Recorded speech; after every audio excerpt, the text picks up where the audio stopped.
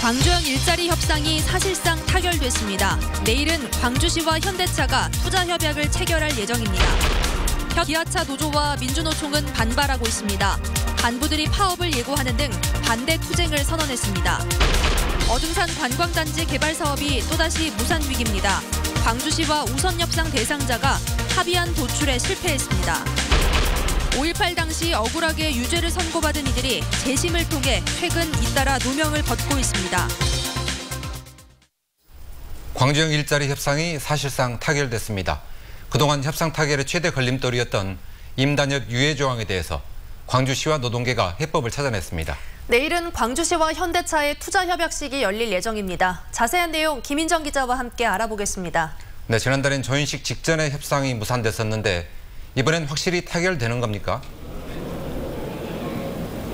네, 2시간 반 전인 오후 6시에 종료된 노사민정협의회에서는 광주시와 현대차가 만들어온 잠정 합의안이 통과가 됐습니다. 노동계가 이 내용을 받아들이기로 한 겁니다. 한국노총이 이 내용을 받아들이면서 광주시, 현대차 그리고 노동계가 새로운 합의안의 공감대를 이뤄냈으니 협약서에 사인을 하는 것, 그러니까 협약식만 남은 상태가 됐습니다. 네, 지난달 조인식만 남겨두고 협상이 결렬됐던 당시 마지막 쟁점이었던 게 임단협 유예 조항이죠. 이게 어떻게 해결됐는지가 이번 논의의 핵심 아닙니까? 합의안에서는 이 내용이 해결됐습니까? 네, 마지막 문제로 남았던 부분이 임금 단체 협상 5년 유예 논란에 낳은 조항인데요. 연간 생산 누적 35만 대가 될 때까지 신생법인의 노사협 결정사항을 유지한다는 조항이었습니다. 새로운 합의안에서도 이 조항이 빠지지는 않았습니다. 광주시와 현대차는 해당 조항이 임단협을 막지 않는다는 데 공감해서입니다. 대신 이 조항이 임단협 유예를 의미하지 않는다는 부속 조항을 추가로 명기하기로 했습니다. 노동계도 이 내용을 받아들였습니다. 네, 그렇다면 이제 서명만 남은 셈인데 내일 김 기자가 서 있는 거기서 협약식이 열리는 거죠? 네, 현대차와의 투자 협상은 사실상 타결이 됐다고 볼 수가 있고요. 그리고 협약식만 남겨놓은 상태가 됐습니다. 협약식은 내일 오후 2시 30분 광주시청에서 열립니다. 사회적 일자리의 첫 출발을 알리는 자리인 만큼 정치권도 대거 참석할 것으로 보이는데 그동안 광주형 일자리에 높은 관심을 보여온 문재인 대통령이 직접 참석할지 주목됩니다. 내일 협약서에는 적정 근로시간과 임금을 주 44시간에 초임 3,500만 원으로 하고 법인 자본금 7천억 원 중 광주시가 21%, 현대차가 19%를 투자해 합작법인을 만드는 내용 등이 담기게 됩니다. 네, 김인정 기자였습니다. 내일 협약식을 앞두고 현대기아차 노조는 반대 투쟁을 선언했습니다. 현대기아차 노조는 광주형 일자리 협약 체결은 문재인 정부의 노동적폐 1호라며 노조 간부들이 내일 하루 전면 파업하고 광주시청을 항의 방문하기로 했습니다. 민주노총 금속노조도 내일 광주시청 앞에서 문재인 정부를 규탄하는 비상결의대회를 열기로 했습니다. 광주형 일자리 협상은 이렇게 타결을 눈앞에 뒀지만 어등산 개발 사업은 또 무산 위기입니다. 광주시와 우선협상 대상자인 호반이 합의안을 도출하는 데 실패했습니다. 보도에 정용욱 기자입니다. 어등산 관광단지 조성 사업이 사실상 무산됐습니다. 지난 9월 호반이 우선협상 대상자로 선정된 이후 4개월 넘게 협상이 진행됐지만 끝내 결렬된 겁니다. 생활형 숙박시설인 레지던스 호텔에 대해 광주시와 호반이 입장차를 좁히지 못한 게 가장 큰 이유입니다. 광주시는 1,500실 규모의 레지던스 호텔이 주거용이 아닌 숙박용임을 협상안에 넣자고 줄곧 요구해왔습니다. 생활 집기류가 모두 갖춰진 레지던스 호텔이 아파트처럼 주거용으로 쓰일 수 있는 우려를 막자는 취지에서입니다. 이런 차원에서 레지던스 호텔 운영도 전문 운용사에 맡기자는 입장을 고수했습니다. 이에 대해 호반 측은 지나친 요구라고 밝힌 것으로 알려졌습니다. 현재 계획대로 하더라도 위험이 큰 사업인데 공공성을 너무 강조하면 수익성이 크게 훼손될 수 있다는 겁니다. 또 운영 주체도 전문 운용사로 규정하기보다는 분양받은 사람이 알아서 할 일이라고 주장한 것으로 전해졌습니다. 한마디로 양측이 공공성과 수익성의 균형점을 찾는 데 실패한 셈입니다. 두 차례나 연장한 협상 마감 시한은 내일로 끝이 납니다. 개발 사업자를 찾지 못한 어등산 사업이 또다시 표류하게 되면서 해법 마련을 위한 광주시의 고민이 시작됐습니다. MBC 뉴스 정용욱입니다. 5.18 당시 군사재판에서 부당하게 유죄를 선고받은 이들을 대신해서 검찰이 직권으로 법원에 재심을 청구하고 있습니다. 바빠서 혹은 잘 몰라서 재심을 청구하지 못한 분들이 많았는데 뒤늦게나마 잘못이 바로잡히고 있습니다. 보도에 김철원 기자입니다. 1980년 5월 당시 27살로 해남에서 청과 도매업을 하던 이병수 씨. 5.18 시위에 참여했다는 이유로 광주 상무대로 끌려와 모진 고문을 당한 끝에 군사재판에서 징역 2년과 집행유예 4년을 선고받았습니다.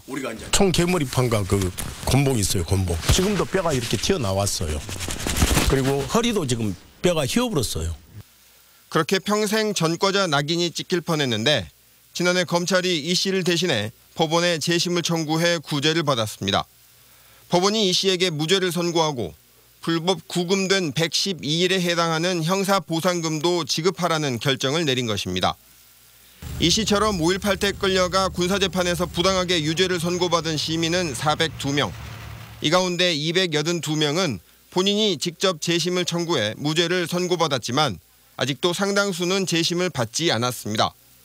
저희들은 이제 뭐 민생고 문제로 저 강원도 같은 데 가서 노가대를 하고 그러니까 어디 뭐 해남 집으로 오면 어머니 뭐 그때 계신다고 해도 누가 그렇게 눈여겨서 모으지를 않으니까 몰라버렸죠. 이런 이들을 위해 검찰이 직권으로 법원에 재심을 청구하는 절차를 지난해부터 진행하고 있습니다. 현재까지 검찰이 파악한 재심 청구 대상자는 111명. 이 가운데 53명은 법원에서 재심 개시 결정이 내려져 심리가 진행됐고 다시 이 가운데 23명은 지난해 이 씨처럼 무죄가 확정됐습니다. 재심을 통해 무죄를 받은 5.18 유공자들은 일단 환영하면서도 자신들을 고문한 계엄군들이 국립묘지에 안장되는 불합리한 현실을 통탄해하고 있습니다.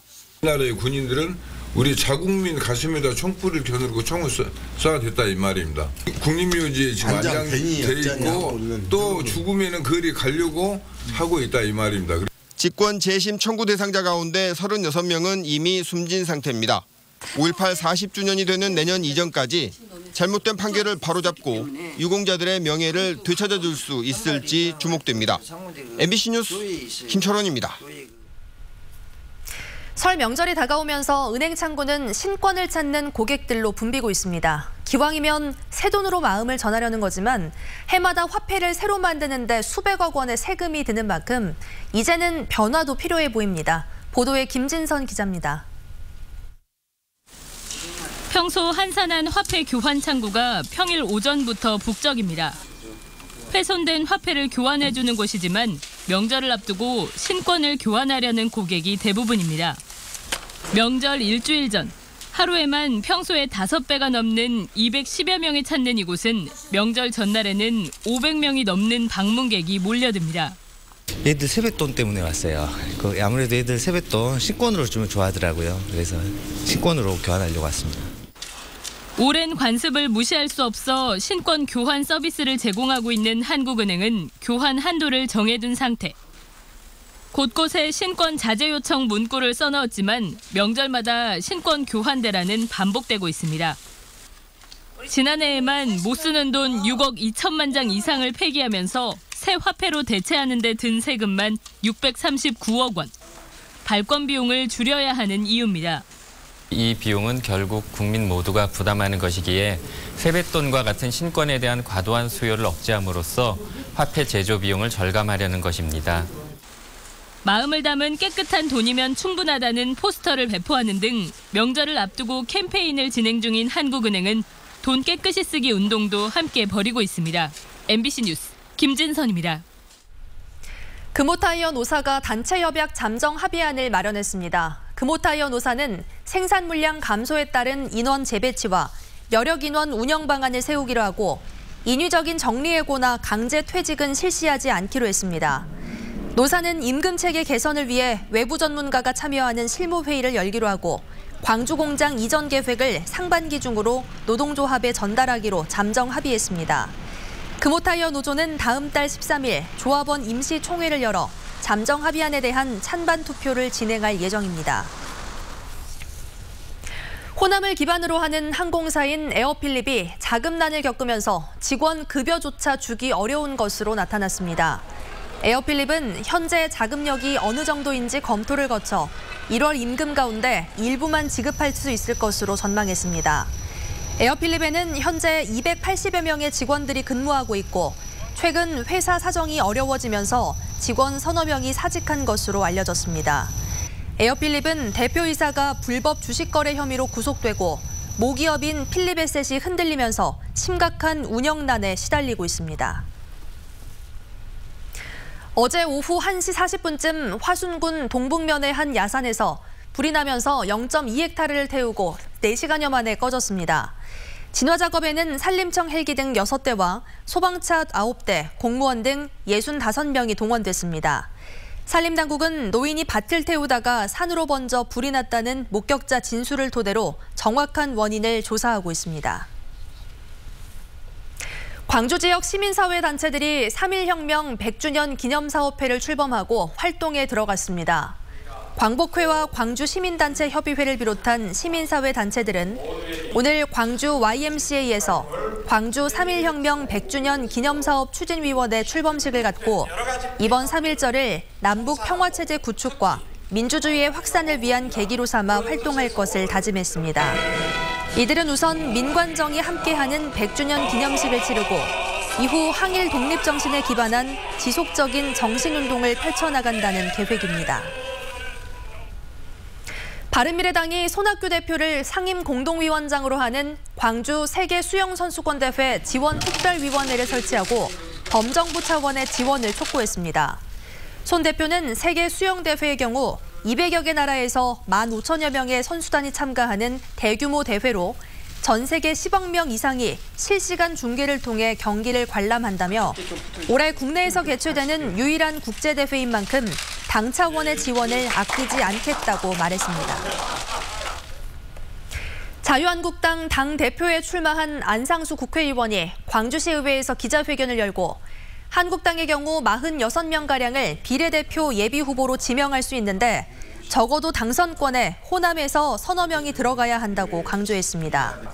광주형 일자리에 대해서는 광주뿐만 아니라 전국적으로 경제를 활성시킬 수 있는 주요 정책 수단이 될 것이며 전폭적인 지지를 약속했습니다.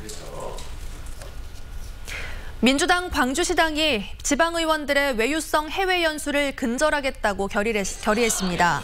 민주당 광주시당은 기자회견을 통해 현재 지방의원들이 참여하는 해외 연수 심사위원회를 모두 전문가와 시민이 참여하도록 바꾸고 연수 결과를 완전히 공개하겠다고 밝혔습니다. 또 외유성 해외 연수로 무리를 빚을 경우 경비를 모두 반납하고 정치적 책임을 지겠다고 밝혔습니다.